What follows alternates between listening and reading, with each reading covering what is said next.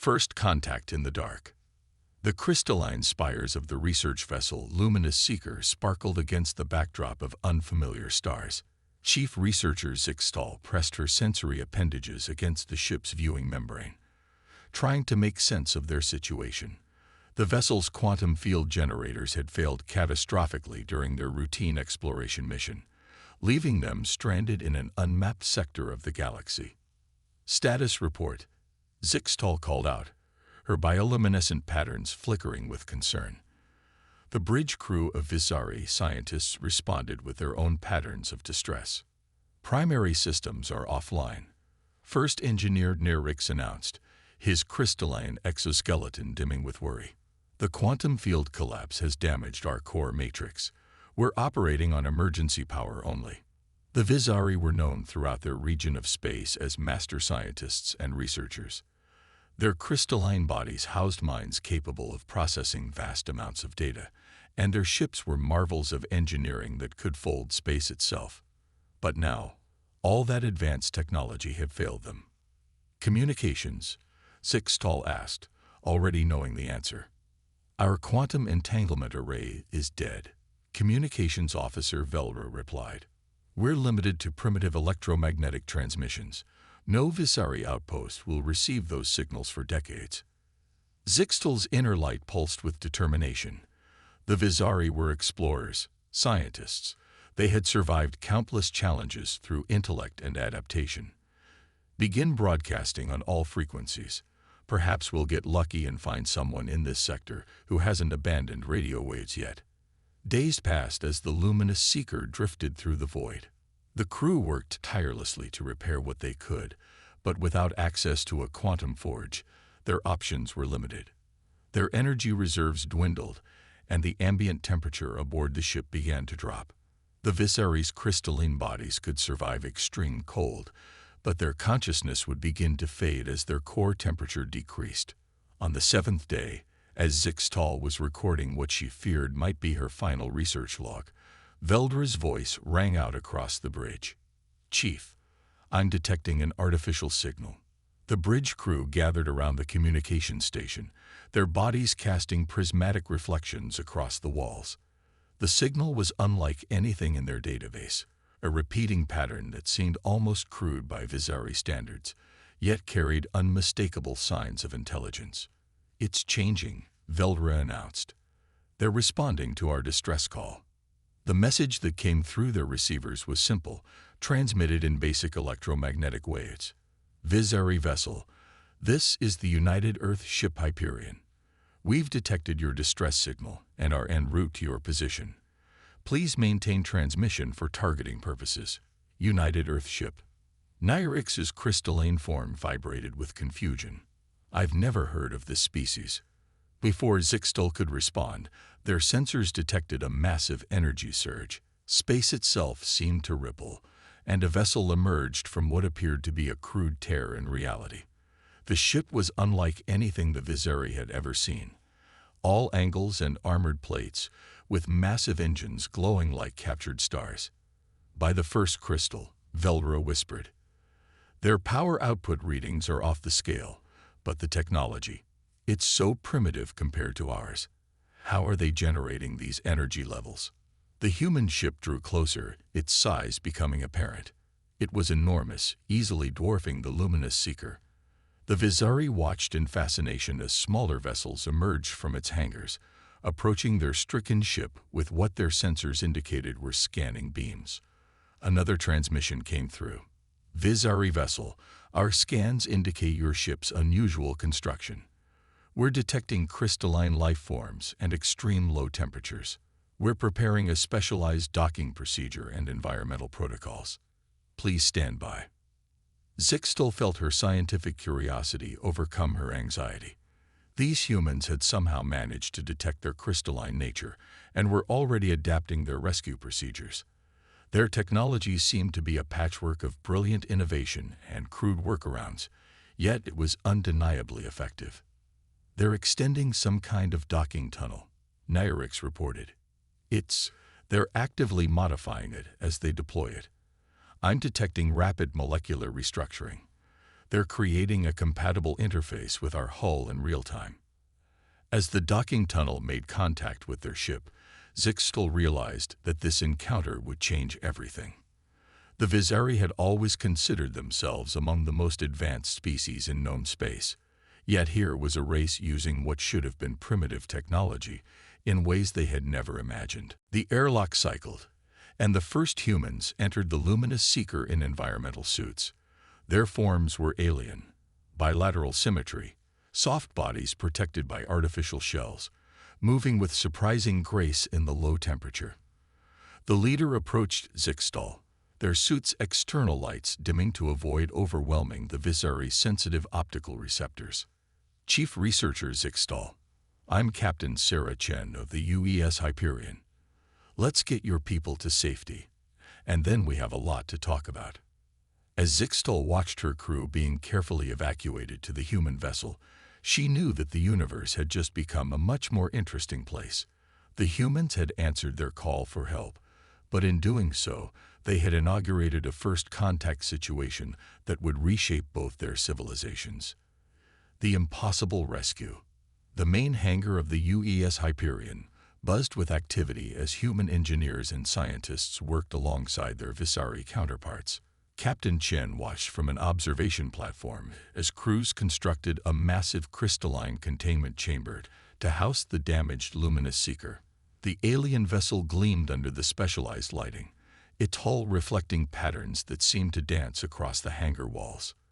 Your ship's construction is fascinating, Dr. Marcus Wong said to Zixtal, who stood beside him in a modified environmental field.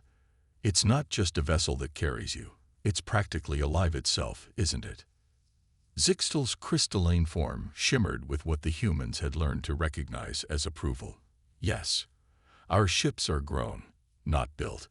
They're semi-sentient crystalline matrices that respond to our needs and form part of our collective consciousness while we're aboard. Which is exactly why conventional repair methods won't work, Captain Chen interjected, turning from the viewport. We can't treat the luminous seeker like a normal ship. We need to help it heal. The human engineering team had spent the last 48 hours studying the Viseri vessel's unique properties. What they discovered had left them both amazed and challenged. The quantum field generators weren't just engines. They were more like organs, integrated into the ship's crystalline structure in ways that defied conventional physics. Chief Engineer Ramirez approached the group, her tablet displaying complex molecular simulations. Captain, I think we've figured out why their quantum drive failed. Their technology relies on perfect crystalline alignment to manipulate quantum fields.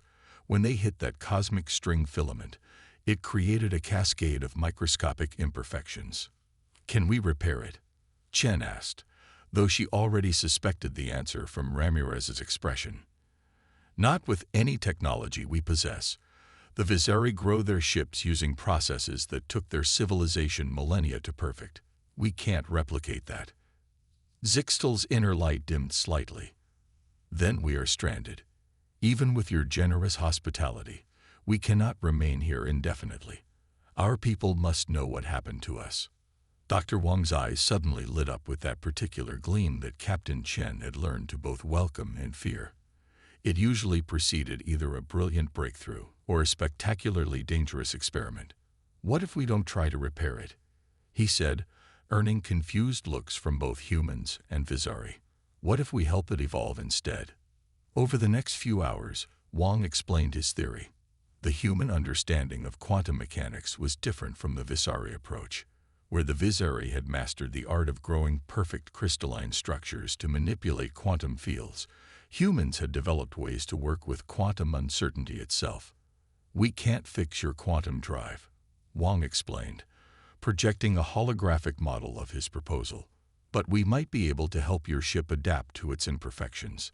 Instead of trying to restore perfect crystalline alignment, we introduce controlled chaos, quantum fluctuations that your ship's matrix can learn to work with rather than against. Nirix, the Viseri engineer, vibrated with skepticism. That's completely contrary to everything we know about quantum field manipulation. The crystalline matrix requires perfect alignment to maintain quantum coherence. By your methods, Yes, Ramirez jumped in, catching on to Wong's idea. But we humans learn to surf chaos before we learn to control it. Our first quantum computers work because of quantum uncertainty, not in spite of it. Captain Chen watched as the human and Vizari scientists and engineers debated the proposal. It was audacious, combining human quantum theory with Vizari crystalline technology in ways neither species had attempted before. The risks were enormous. If they failed, they could shatter the luminous seeker's matrix completely. But as she observed the interaction between the two species, Chen saw something remarkable happening. The Vizari's rigid, precise approach to science was beginning to blend with human adaptability and innovation.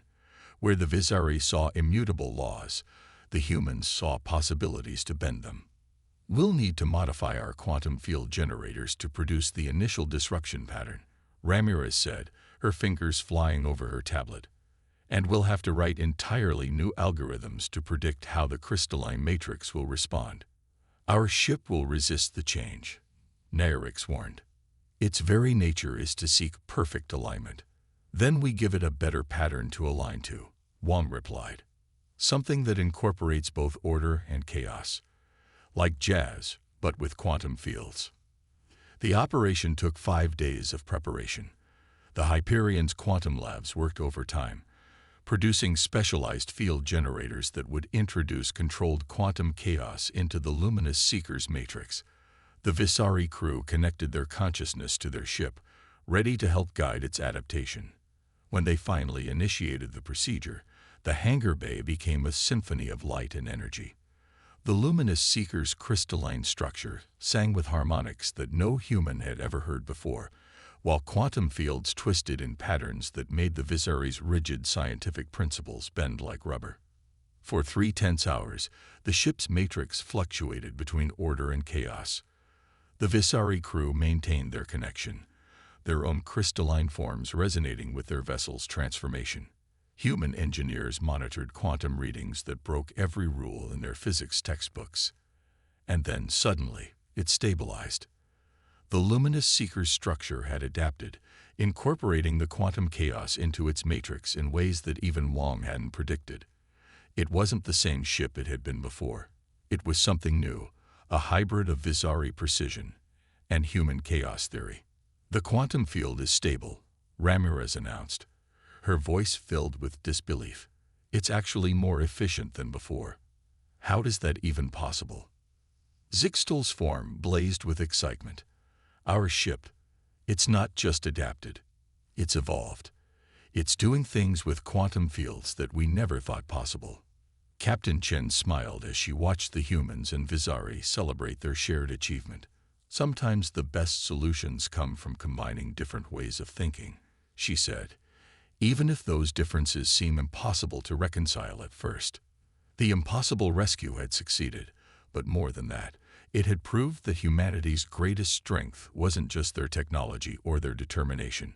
It was their ability to think beyond the boundaries of what others considered possible. Cultural exchange. The observation deck of the UES Hyperion had been modified to accommodate both human and Vizari environmental preferences, creating a unique space where both species could interact comfortably. Captain Chen found Chief Researcher Zixtal there, her crystalline form refracting the starlight into complex patterns across the deck's floor. Your people's artistic expressions are perplexing, Zixtal said as Chen approached. She was watching a group of off-duty crew members who had set up what they called a jam session in one corner of the deck. The improvised music filled the space with unexpected harmonies. How so? Chen asked, settling into a chair designed to facilitate conversation between the two species. There's no mathematical precision to it. The rhythms deviate from established patterns, the harmonics clash in ways that should be displeasing. And yet, Zixtal's inner light pulsed in time with the music. And yet it works, just like your solution to our quantum drive problem. The past week had seen an unprecedented exchange of knowledge and culture between the two species. The Vizari had shared their understanding of crystalline computing and quantum field manipulation, while the humans had introduced them to concepts that challenged their rigid worldview. Tell me about your homeworld, Chen said, noting how Zixtal's crystalline surface seemed to ripple at the question. Visaria Prime is a world of perfect order, Zixtal began. Our cities are grown from living crystal, each spire and arch calculated to maintain precise harmonic resonance with its surroundings. Our society functions like a perfectly tuned instrument, each individual contributing to the greater symphony of our civilization. Sounds beautiful, Chen replied, but also somewhat constraining. Zixtal was quiet for a moment, her inner light flickering in what Chen had learned to recognize as contemplation. Before meeting humans, we would have said it was ideal. Perfect order, perfect predictability. But now, she gestured toward the musicians. Now we're beginning to understand that there might be strength in imperfection. Their conversation was interrupted by Dr. Wang and Nirix entering the observation deck, both practically vibrating with excitement. Wang was carrying a tablet, while Nirix's crystalline form was pulsing with bright patterns. "Captain, Chief Researcher, you need to see this," Wang said, projecting a holographic display between them. "We've been studying the modified quantum field of the luminous seeker, and what we've discovered is extraordinary." The display showed complex quantum patterns that meant little to Chen, but caused Zixtal's entire form to brighten dramatically. "That's impossible," the Visari scientist exclaimed. "Impossible seems to be becoming a relative term," Nirix commented, their tone carrying what might have been humor. "The quantum chaos patterns you humans introduced aren't just allowing our ship to function. They're opening up entirely new possibilities for field manipulation." Wang explained that the hybrid system they'd created was demonstrating properties that neither human nor Visari science had thought possible. The controlled chaos introduced by human quantum theory was interacting with Visari crystalline technology to create something entirely new. "It's like," Wang paused, searching for the right analogy. "It's like we've been playing classical music and jazz separately, but now we found a way to combine them into something that transcends both styles." The implications were staggering. The new quantum field configurations could revolutionize both human and Visari technology. More importantly, they represented something that could only have been achieved through the collaboration of both species. "Our people have always believed that progress comes through careful, controlled advancement," Zixtal said. "Each step carefully calculated and tested before being implemented. But you humans, you leap into the unknown with nothing but theories and hope. And sometimes we fall flat on our faces," Chen admitted with a smile. "But sometimes we fly."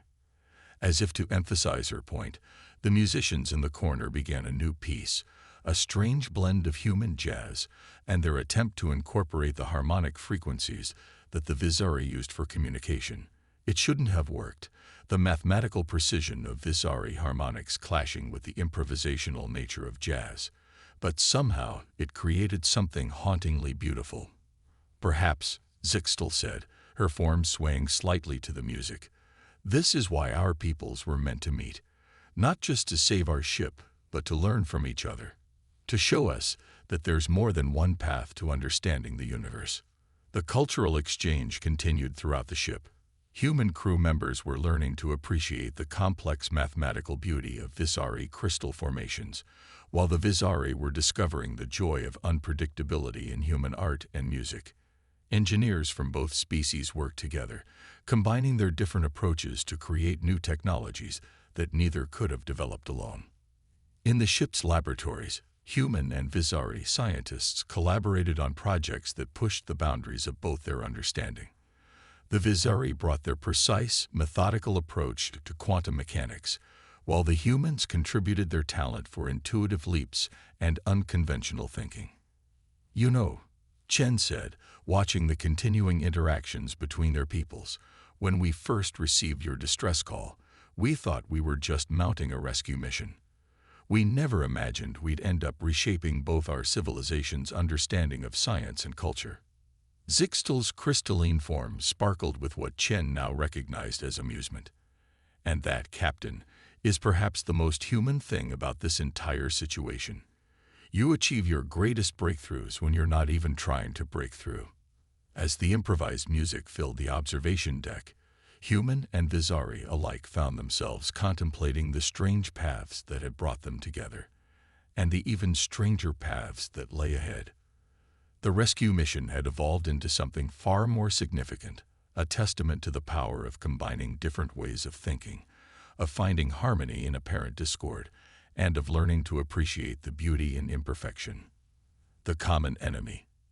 The alert klaxons aboard the UES Hyperion shattered the peaceful atmosphere that had developed between the two species. Captain Chen was in the middle of a quantum physics discussion with Zixtal when the bridge called. "Captain, to the bridge immediately." Lieutenant Rivera's voice carried an edge of urgency that Chen hadn't heard since the Proxima incident. "We're detecting multiple spatial anomalies. Something big is coming through." Chen and Zixtal arrived on the bridge just as reality itself seemed to tear open before the Hyperion. The void split apart in a dozen places, each rift spewing forth something that defied description. Massive, shifting forms that seemed to exist in multiple dimensions at once. By the first crystal, Zixtal's form pulsed with recognition and fear. The entropy swarm. The bridge crew watched in horror as the entities emerged fully into normal space. They were enormous, their bodies constantly shifting between states of matter, leaving trails of quantum decay in their wake. The sensors struggled to maintain locks on them, their readings fluctuating wildly. "You know what these things are?" Chen demanded, already ordering the crew to battle stations. "They're why we were out here," Zixtal admitted, her crystalline form dimming with regret. "We detected traces of their passage through this sector. They're a species that exists partially outside our reality, feeding on quantum coherence itself. We thought they were just a theory, a mathematical possibility."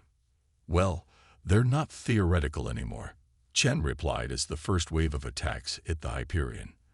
The ship shuddered as quantum fields around it began to destabilize. "How do we fight them?" "You don't understand." Zixtal's voice carried a note of despair. "They don't just destroy ships or kill crews. They unravel the quantum foundation of reality itself. Everything they touch begins to break down at the most fundamental level." The Hyperion's defensive screens flared as they tried to repel the attack, but conventional shields proved almost useless against the entropy swarm's unique form of assault. They weren't just attacking the ship, they were attacking the laws of physics that allowed it to exist. "Engineering to bridge." Ramirez's voice crackled through the comm. "Our quantum field generators are failing. Whatever these things are, they're disrupting the basic quantum coherence of our systems." Chen watched as the massive entities surrounded them, their ever-shifting forms creating patterns that hurt the eyes to look at. But then she noticed something. Where the entropy swarm's influence met the hybrid quantum fields they'd created for the luminous seeker, the decay seemed to slow. "Zixtal," Chen said, "an idea forming. Your ship's new quantum configuration. It's partially chaos-based now, right? And these things feed on quantum coherence." The Visari scientist's form brightened with sudden understanding. "Yes, our modified field isn't just dealing with chaos.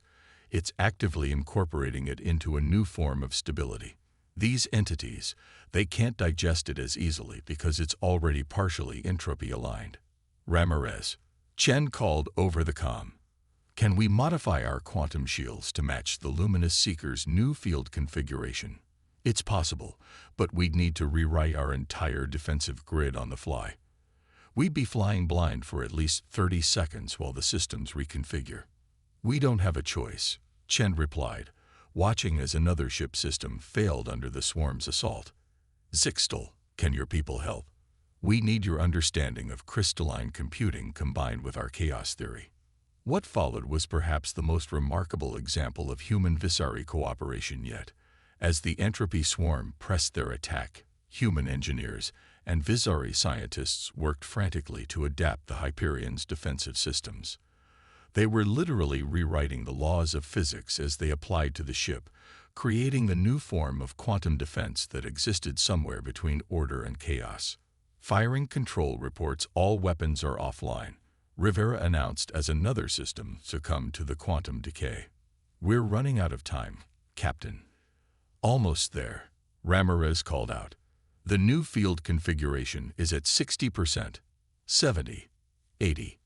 The ship groaned as reality itself seemed to flex around it. The entropy swarm pressed closer, their matter-shifting forms reaching out with tendrils of pure quantum dissolution. On the bridge, displays flickered and died as basic electronic principles began to fail. Now, Ramirez shouted. The Hyperion's new defensive field snapped into place just as the swarm made their final push. For a moment, everything seemed to hang in balance. Then, remarkably, the quantum decay began to slow, then stop, then actually reverse where it met the hybrid field. The entropy swarm recoiled, their forms writhing in what might have been confusion or pain. They had never encountered anything like this, a quantum field that was neither purely ordered nor purely chaotic, but a perfect blend of both. "It's working," Zixtal exclaimed, her crystalline form blazing with excitement. "They can't break down what's already embracing entropy. The hybrid field is actually forcing them to maintain quantum coherence when they touch it." The entities tried to press their attack again, but each time they touched the new defensive field, their own quantum instability was forced into a kind of ordered chaos that they couldn't process.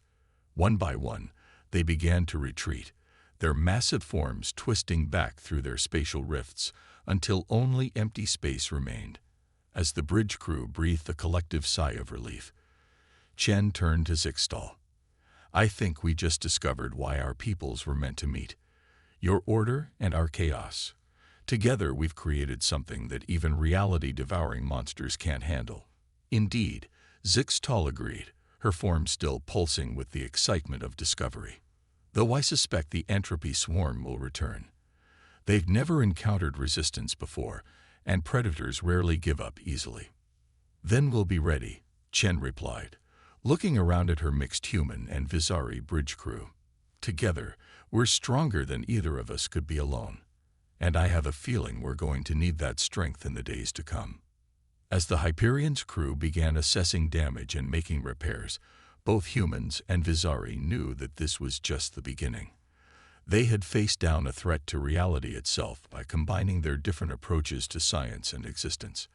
Now they had to prepare for the possibility that the entropy swarm would return, and make sure that both their peoples were ready for the fight ahead.